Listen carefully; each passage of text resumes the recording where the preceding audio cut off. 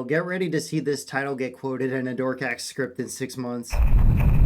Mom, some transgender bitch is covering Zelda on her channel again. Yeah, it's Zelda today. Specifically a 2D entry I really love. Specifically a remake of a 2D entry I really love. That 3D Zelda retrospective I did a few years back was truly exhausting because those games just kept getting bigger and bigger, especially the ones I didn't like as much and what I didn't cover. One of the biggest games anyone could take on. I'm glad I did all I did before Tears of the Kingdom came out, or I would have died. Don't get it twisted, Tears of the Kingdom did burn me out, but I at least took a hiatus after finishing all the dungeons. I probably wouldn't have even gotten that far if I finished Skyward Sword or replayed Breath of the Wild right before that. But let me be real clear here, Tears of the Kingdom rocks. I can't go 2 steps anywhere on YouTube these days without getting screamed at by somebody that Tears of the Kingdom sucks, worst game ever, awful dungeons, bad storytelling, horrible lore. Same points every time. And this shit can last anywhere from 20 minutes to 3 fucking hours? Bro, we all have the same overall criticisms. You're all becoming more annoying than the game itself at this point. Like 5 years from now, you're gonna be begging for the next Zelda game to chill and be more like Tears, LMAO. This discourse is about to get worse again because they revealed a new top-down entry that's trying to advance a free-form approach to combat and puzzle solving. Classic Zelda is dead, they're gonna say. See, people don't realize in 10 years this will be a classic. People will be super nostalgic for it, just like every other Zelda game before it. And even if you don't like Zelda's direction that much anymore,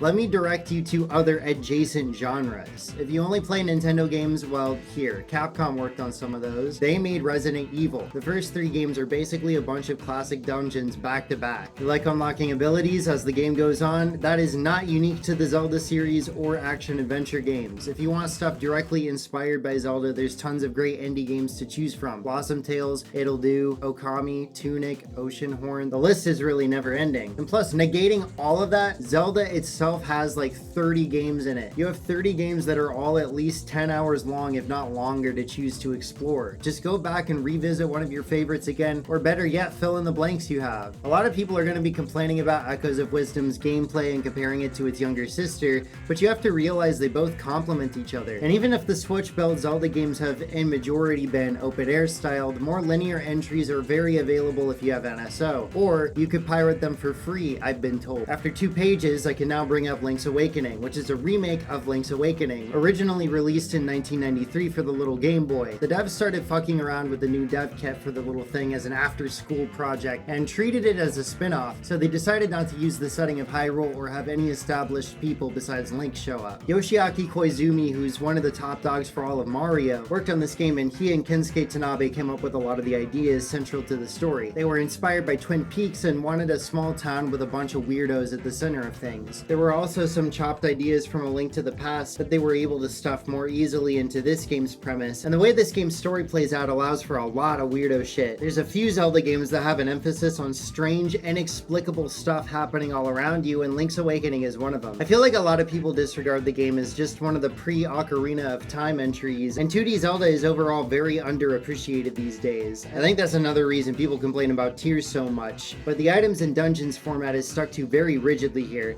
That's why I'm glad they brought the game forward with a very faithful and polished remake. Neither version of the game is perfect, but they are still great and important entries in the Zelda series, so I wanted to talk about Link's Awakening as a whole and its real legacy.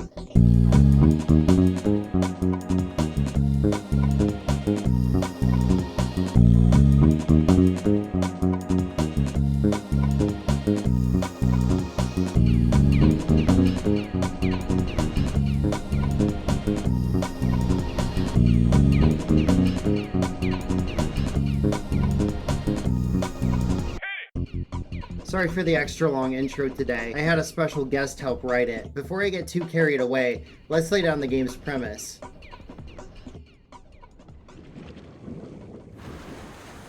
The game recreates the OG's opening in a really interesting way with this beautiful anime cutscene. They omitted the music from the original, which is fine by me because when I play Zelda, I'm not trying to listen to the Crazy Bus song. The scene's real brief too, transitioning into the game's real art style for the title screen. I like the first half of the music, which uses these really quaint synths to add this sense of curiosity to the island right away.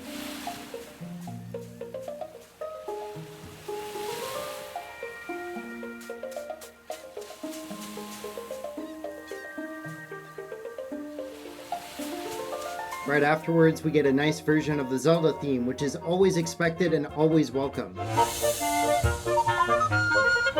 Okay, time to set up our file. What am I gonna name Link? You know, I probably won't go with it, but I got reminded. Something I've never really talked about because I can't show it off is that this channel's had its name changed a lot. Because when I was a kid, I was obsessed with blowing up on the internet. So I go into the Google Plus and change the whole channel's name and everything like 3 or 4 times and then wipe the previous iterations vids off the face of the earth. At one point it was called Game Boy Armor, which is the lamest shit ever, but 13-year-old Drew loved it. Anyways, one of the games I played on there was Link's Awakening DX. And I had this running bit with myself that I'd always name characters orange, like the orange is a fruit. I think the back of my brain was trying to communicate with me. I've dropped that bit by now because it's not funny and I'd rather name people something new every time I play something. But you gotta give your teenage self credit for trying to be humorous sometimes. Being a teen is really hard, so let kids be cringy.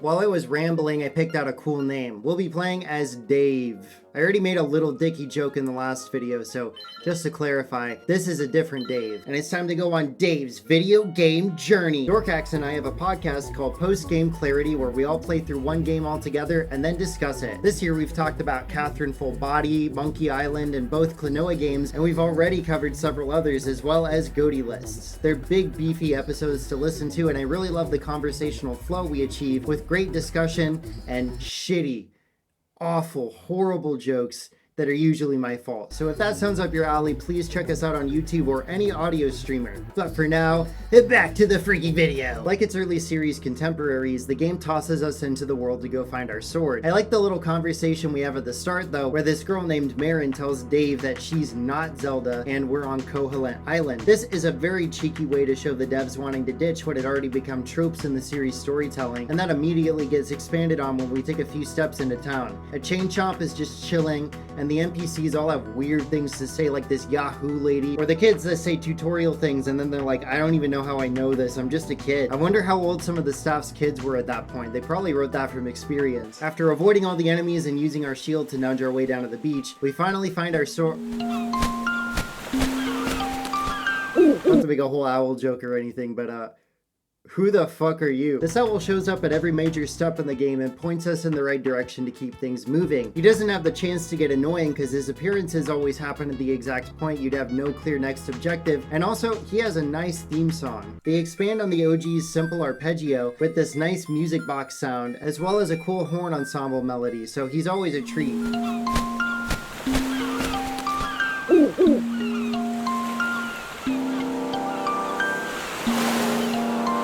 But we can appreciate that later. Listen to this freaking awesome jingle and overworld theme combo.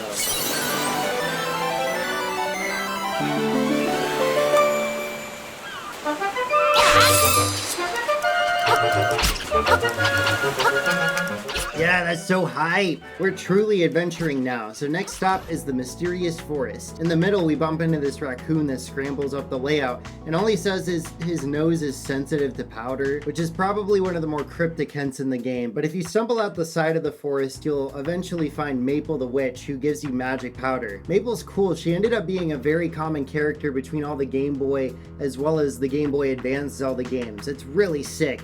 I love when characters pop back in, especially when there's something uber specific about all those appearances on a meta level. Dave's Awakening has a lot of stuff like that in it, like here where using the powder on the raccoon makes him morph back into normal old Terran. Here's one of my favorite things about this game. The ancient temple type dungeons have keys you need to find. Usually Zelda games have a new item or story flag be a type of key that lets you get inside a dungeon, but I think having a collectible that leads to another small stint where you need to discover the location of a temple is also kind of cool, and shockingly something the series hasn't really done a lot since.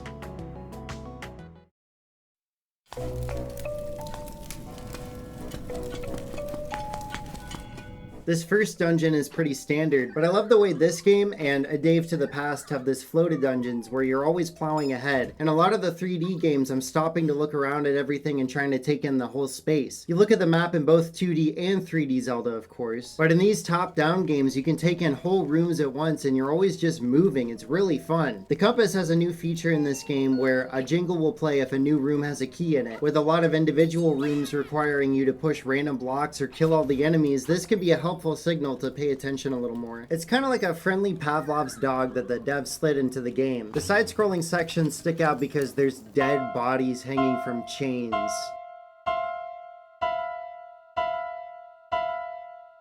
And Goombas. Yeah, if you couldn't tell, there's a lot of Mario stuff in this game. It makes the world feel completely beyond explanation. Your instinct when you see these guys is probably to jump. So fortunately, the first major item lets you jump. It feels a little wonky, but one, I'm sure that's very faithful to the Game Boy version, and two, this isn't a platformer. There's not any precise jumps you can't reliably make. It gets used really well throughout the whole game with the little holes to hop over and the abundance of 2D sections, of course. The mid-boss also uses it well, where you have to leap over the spike bar and then hit them before they reach it again. Simple, but a fun way to use the item. This thing also has such a bizarre design and texture. It looks like sensory slime. But it's a Zelda dungeon. You know, get keys, look at the map, find the nightmare key, then go beat the shit out of Moldorm and hear the most satisfying boss defeated jingle of all time.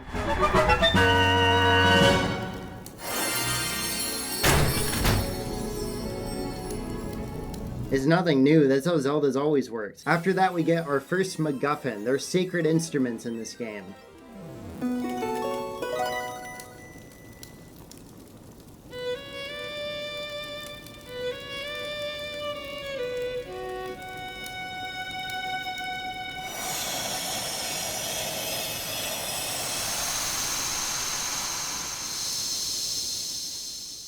And yeah, we just keep going. Each overworld section of the game might have a set piece or a specific location like usual, but the pacing of this game's extremely fast. Obviously this is because of the game's origin, but it's one of the aspects that's made it age incredibly well, and why it was a good pick for a remake on a handheld hybrid. Like, imagine taking one of the biggest open world console games of the late 90s with sections that take at least a full hour of dedicated attention to complete, and putting it on a little handheld just so you can show off how your new gadget has a migraine death ray inside of it. Nah, this game works much better because it's something you can make consistent progress in no matter how long you play. It looks gorgeous in your lap or on the TV, and you'll find a whole freaking heart piece every time you take a left turn. Being on the Switch doesn't betray the game's design as a handheld game. I'm glad I get to use that paragraph to flesh out the script, because the only thing we have to do to reach the second dungeon is save the chain chomp from some moblins. Then we get to hold the leash, and it'll eat enemies alive for us. That's so cool. I don't even think Mario's ever done that one time. We were gonna do that in Sticker Star, but we all know how that turned out.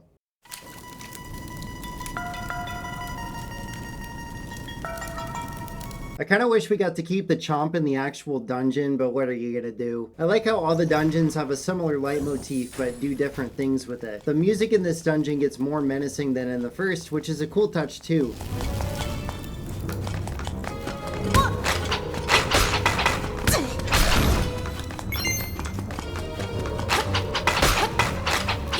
There's a lot of really fun enemies and mechanics introduced here. Shy Guys mirror your movements and can only be defeated from the back, making you find interesting ways to move around the space. And boos show up with a weakness to light for a cool Luigi's Mansion reference. Obviously, it couldn't be anything else. The only enemy I don't like is this Cyclops mid-boss. It doesn't technically do anything wrong, but god, getting grabbed by it just ruins my day. The genie boss is really silly though. I like the idea that you have to break the jar by smashing it into the wall, and it's even funnier because he spells it out for you basically.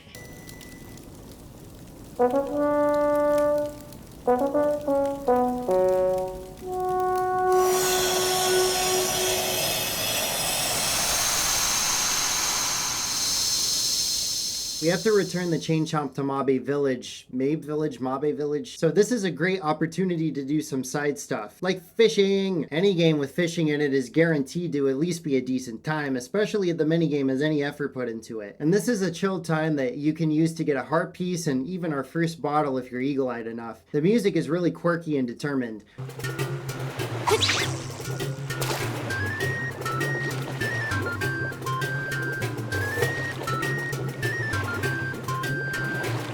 And I love how it shifts into this triplet section when you're wrestling to reel in a fish. It's such a cute attention to detail that adds to the frantic fight.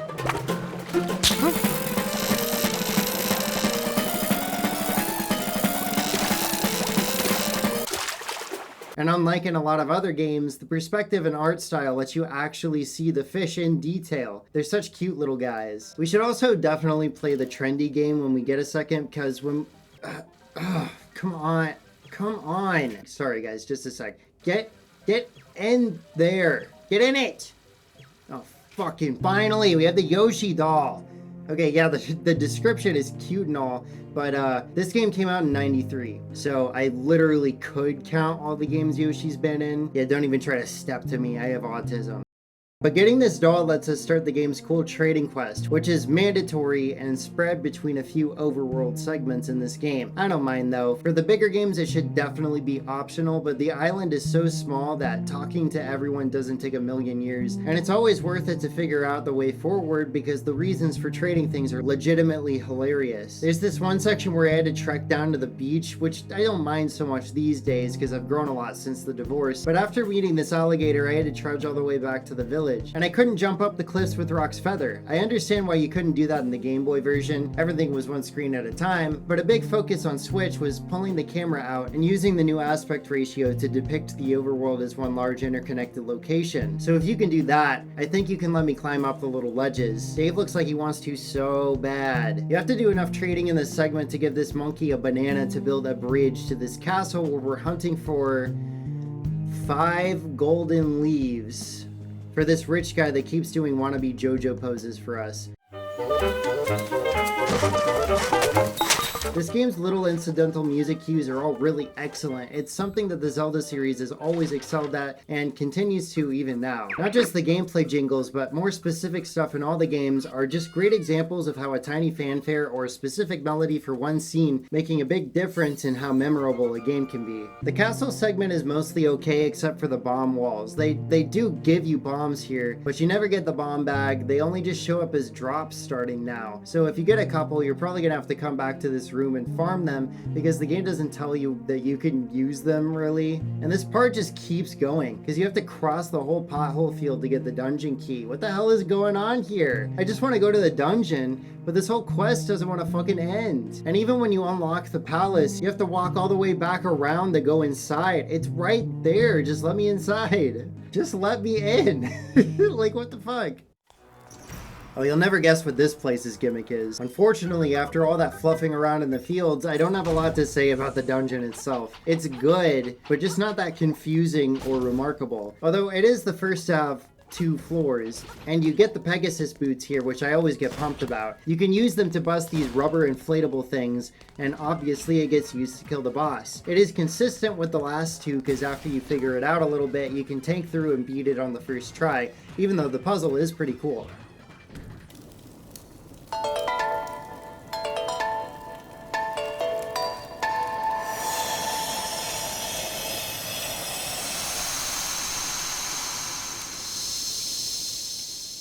On our way to the next area, we stumble onto this village of animals that has banging music. It also has not so banging music.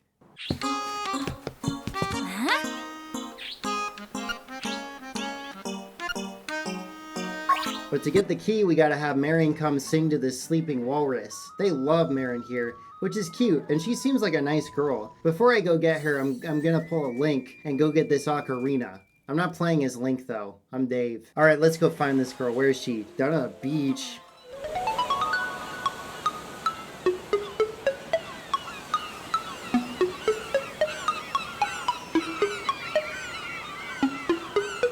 Date with a woman! I like the simple framing of this cutscene a lot. I know a lot of sprite-based games obviously fake having cinematic shots and still have to keep the art simple, but this scene kind of benefits from that. It feels like a very uncomfortable long take, and that makes the conversation feel more intimate. Marin's dialogue also plants the seeds to start questioning the nature of the world a little bit.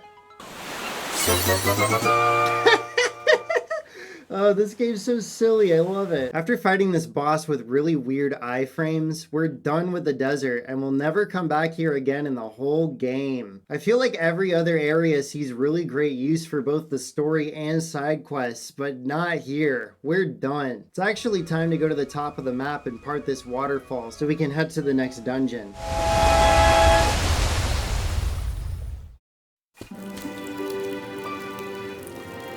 When they go out of their way to dump the map and compass on you right away, you know that shit's gonna be good. There's some cool puzzles like these panels you have to touch in the right order, or a key that drops into a huge puddle. Both of these stay unreachable until you dig into this caked up mini boss, get your flippers, and you can swim around. I like how between the top down and side scrolling parts, the swim controls are totally different. You can only kick your feet and dive in the former, but when you're side scrolling, you can swim up and down and all around and swing your sword, and I think that's really interesting how different the two modes ended up. The boss is funny as fuck. The anglerfish is pretty infamous as one of the worst bosses in Zelda history, and it has not been improved in the remake. Its hitbox is just always right out in the open, and it gets stunned so easily. It's basically the opposite of Gyorg. But honestly, wouldn't it be kind of revisionist to try to make it more difficult anyways? You have to give them some credit for leaving it as is.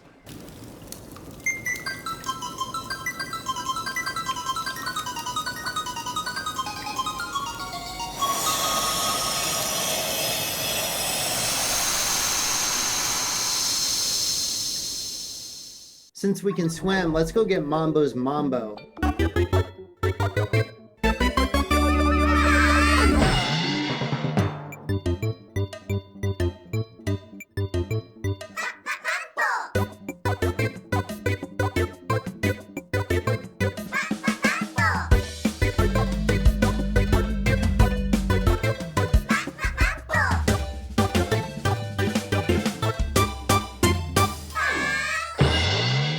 It's easily the most catchy of the three ocarina songs and the most useful. It lets you warp around the island and to dungeon entrances. And since we can do this more easily, I'm gonna go do the optional color dungeon that originally got added in the DX port for Game Boy Color.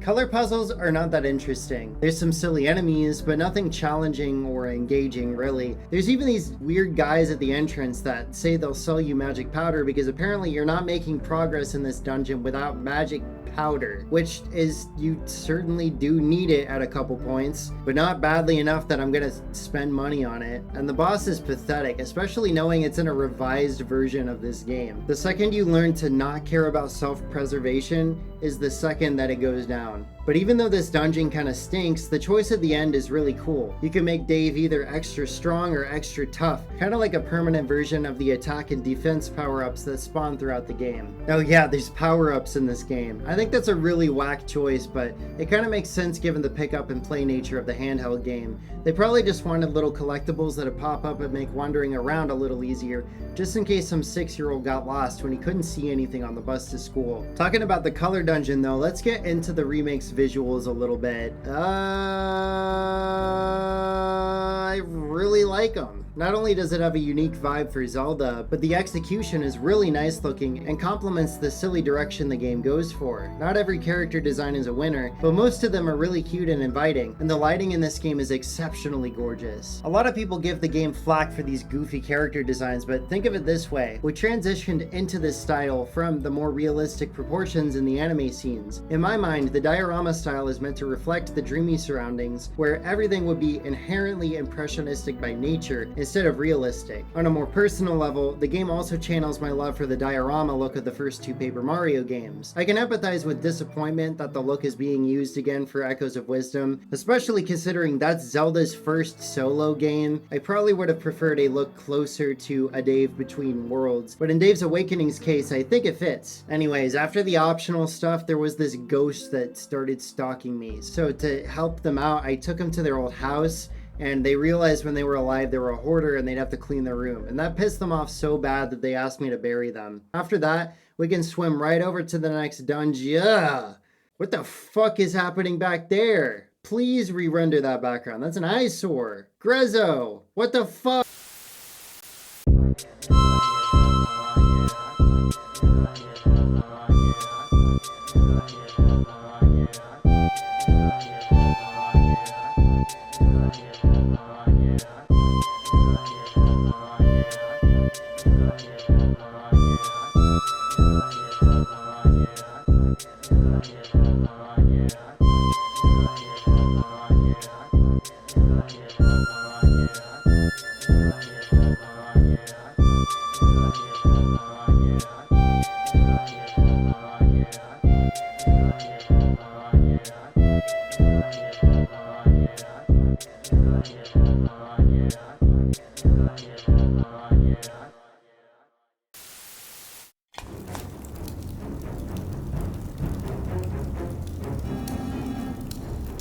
swimming to a dungeon right after doing the swimming dungeon had me assume that this would be super stupid. But Catfish's maw actually kicks ass. You can't get the item from its chest because this dickhead skeleton stole it. So to find them, you have to pay attention to specific floor patterns to chase them down until he dies. They don't even count as the mid-boss. They're just a cool obstacle that helps the dungeon stick out from the others. Really the opposite of what I thought it would be. And killing them is really worth it because you get the fucking hook shot out of it. And you can use it to grab and unfurl entire bridges in this game, which is really cool. There's a lot of ways to use the hook shot as a path forward in Dave's Awakening. The combat parts of this dungeon are a bit frustrating, like with the Google auto-corrected Gomas to Thomas.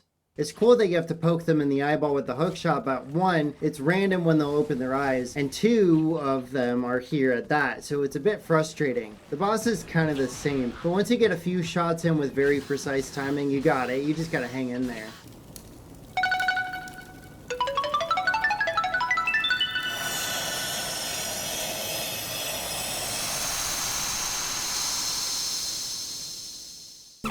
Well, holy fuck!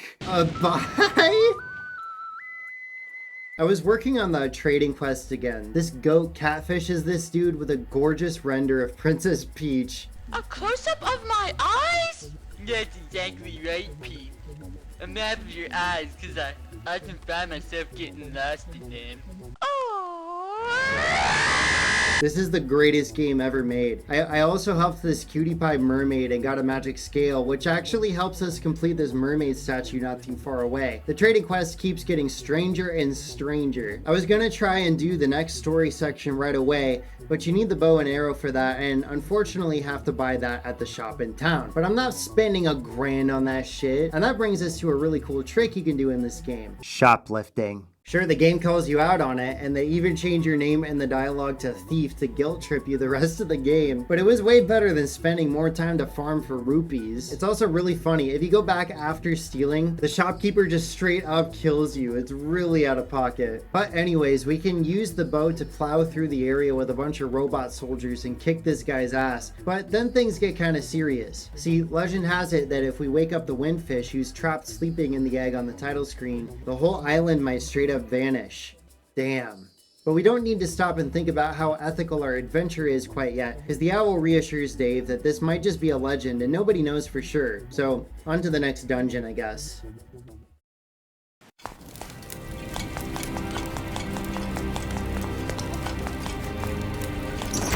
Except the gorgeous heavy music in this fucking dungeon won't let us forget. You can almost feel Link's concern in this piece. It's truly great and adds weight to the reveal, even if this game's script is kind of blunt about everything. Video game stories or audio-visual stories in general are more than their plot beats. The presentation can be so intentional. You really gotta pay attention to everything to get the full picture. A lot of people want to play CinemaSins or just be dismissive of Mario or Zelda because the plot is paper thin, but that doesn't mean the whole presentation is. Unfortunately, looking at my notes for this dungeon, I didn't have a lot nice to say. I didn't like the whiz robes because that meant arrow consumption was really high. The item's just another power bracelet. These chess pieces suck balls because you look at the puzzle and solve it in your brain instantly, but they have this insane throw arc that doesn't make any sense and it isn't cute. There's this puzzle where you're supposed to hit the chest with a pot, and if you mess it up, because why would you hit the chest with a pot? You can't just reset it right away. You'll have to do a lap back around the whole dungeon again. The possessed tiles show up here, but they're so slow compared to their 3D counterparts, so you just stand there for a full minute and wait. The boss is of course easy, although very aesthetically interesting, but they seem to be genuinely concerned about Dave trying to wake the windfish as we're closing in on the end, and it's not clear yet if they're protecting the island or whatever their deal is. It really adds to the moral ambiguity of the quest in Dave's Awakening DX only on Game Boy Color.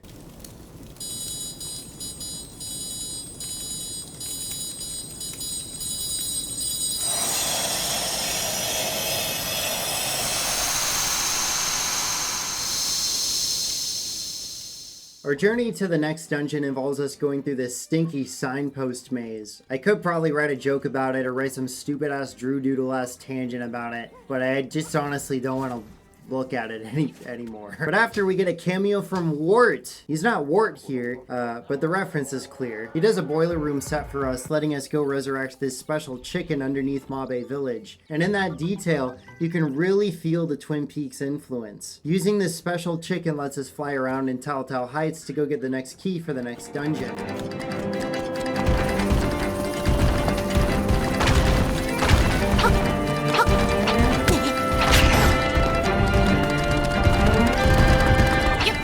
Man, the Telltale Heights music is just really great, huh? The soundtrack in this game is all around fantastic and takes some risks in adapting the Game Boy original. They chose to use a lot of chiptune to keep that vibe, but also changed some pieces to either be very synth heavy, which is fine by me, with this nice string or woodwind quartet vibe.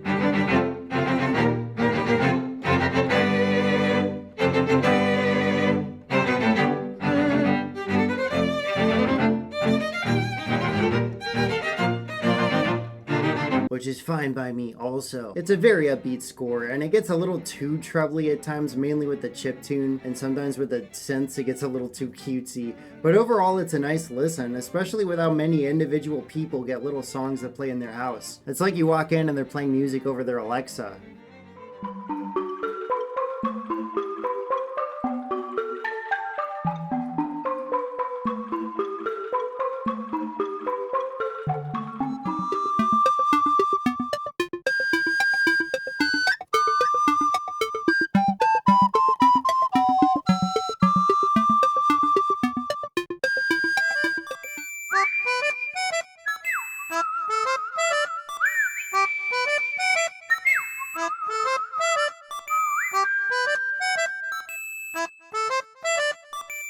One of my favorite instances of a really standout track is the redone version of the Phone Hut music.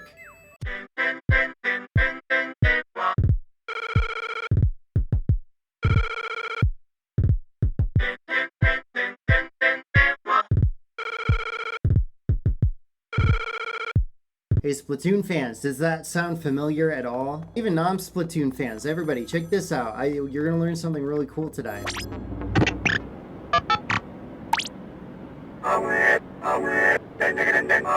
Yeah, when I put that together in my head, I thought it was so fucking cool. I love this Easter egg. It adds a more modern layer to all the weird extra Nintendo references in the game. God, the soundtrack is so cool. Alright, using the chicken, we've reached the next dungeon, and it looks like this massive tower. Hopefully the game uses this idea to its advantage.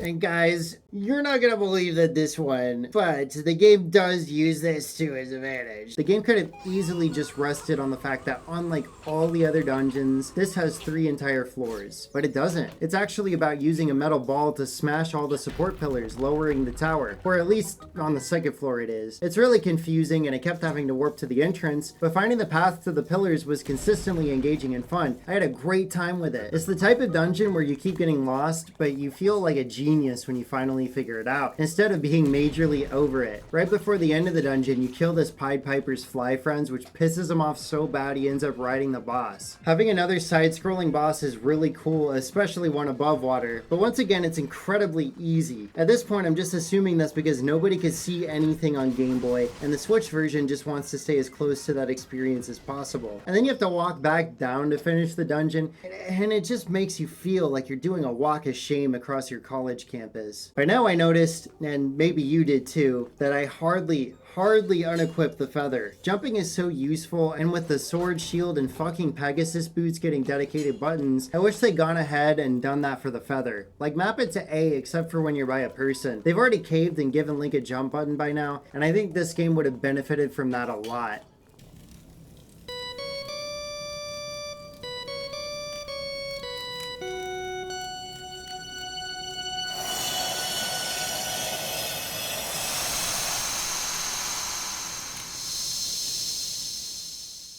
The next dungeon is just across Telltale Heights, but we have to rescue Marin, who got herself stranded on this bridge. And man, She is so down bad. And if this whole Dream Island vanishing shit is for real, well, this is really awkward. To push forward, we need to use our new mirror shield. You'd think I would bring that up when we got it in the dungeon, but it's fucking lame. It just means you reflect beams now. That's it. There's nothing special to it. To actually get inside the last dungeon, we have to kick this turtle's ass, which is novel enough. I think that's a really cool twist after everything we've seen so far. But now we just need one more instrument, so let's bust in there. Shit, I should have pronounced it like, I pronounced that wrong. I should have said, so let's bust in there. But instead I said, let's bust in there. Sorry, everybody. I wanted to love this dungeon so bad because I love lava places, but it sucks. I actually like the gimmicks in this place, especially these weird floor making robots. The dream world is getting even more bizarre and dreamy. And I liked the rooms with the ice blocks because it was a cool way to gate off the very end of the dungeon with places that were very close to the start. But those ice puzzles are very trial and error and make you leave to reset them, which sucks. There's enemies everywhere. The biggest problem was I got stuck because I didn't realize you could launch bombs into the wall to blow holes in them. It's kind of cool, but a very obtuse roadblock and an otherwise pretty straightforward and normally challenging dungeon. Hell, a pretty straightforward and normally challenging game. I spent so much time getting lost and frustratingly confused and warping back to the start of this place, I can't really say that I had a good time. Well, that sucks for the very end of this game.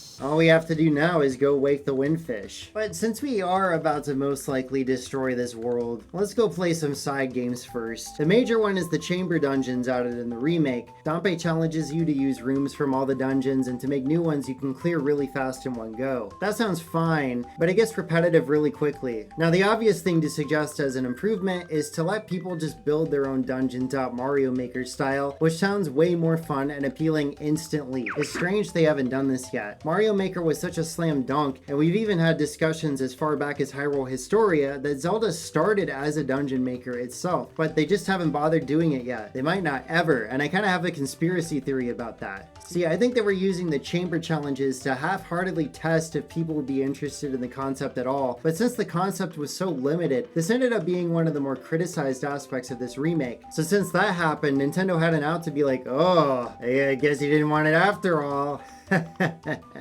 Or what, you know, whatever Miyamoto's laugh sounds like. I mean, they have an almost solid foundation here, requiring people to have a start and end and forcing the boss key to show up in the last chest you open, which would really help with people sharing dungeons online. But giving people a lot more freedom would obviously lead to the concept truly shining, not this shit. I can even see Dampé's challenges of placing specific types of rooms in specific spots being a really fun way to prod people's building skills in a more open building game. I could talk about this for like a few more hours probably, but like, what am I even talking about? It's never gonna happen. Then there's this river rafting minigame that's like, actually I don't really have anything to say, sorry.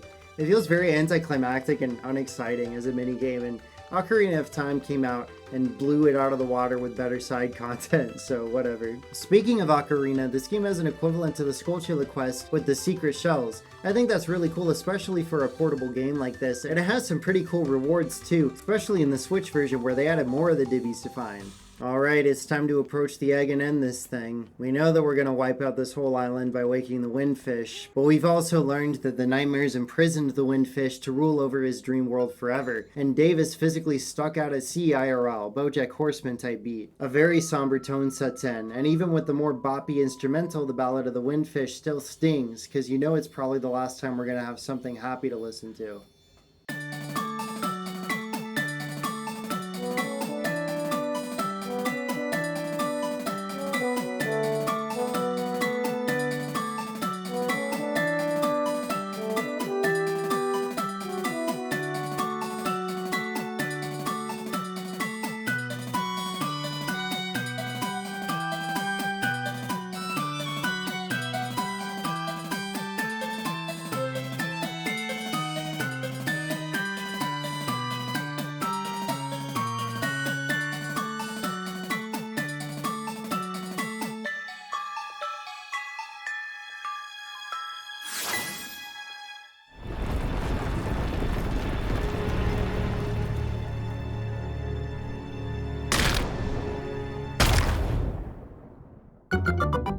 Unfortunately, this great moment got completely ruined for me because inside the egg is a lost woods maze, and you can only find the path by going to the library in Mabe Village and reading a random book in the corner, and then you gotta screenshot it and show your YouTube audience that you use the light theme on your Switch home screen. It's just a mess. I have no idea why they did this. I can't think of any normal person that would think to do this, and it's the last puzzle in the game, so it just tanks the pacing. And the final boss doesn't really make up for it either. It's good, but not great. It has a lot of forms that don't take super long, but they hit hard, and you can't really know what their weakness is without some trial and error. The room's quite cramped too, so it's overall uncomfortable. But I had the attack upgrade, I had 2 fairies, and this revival medicine Crazy Tracy rubs on your nips, so I had it in the bag. I mean, I've said literally 10 times now that the bosses are total pushovers in this fuck-ass game. But yeah, after that, the windfish shows up and congratulates us. The ending is really simple, but I like the gut punch and the melancholy of the ending that gets added not just from destroying the island, but the idea that Dave having memories of the island does make it real. He can keep Koholint around just by remembering the adventure. It's a really solid note to end on. And plus, we get another nice looking anime cutscene as we return to the real world.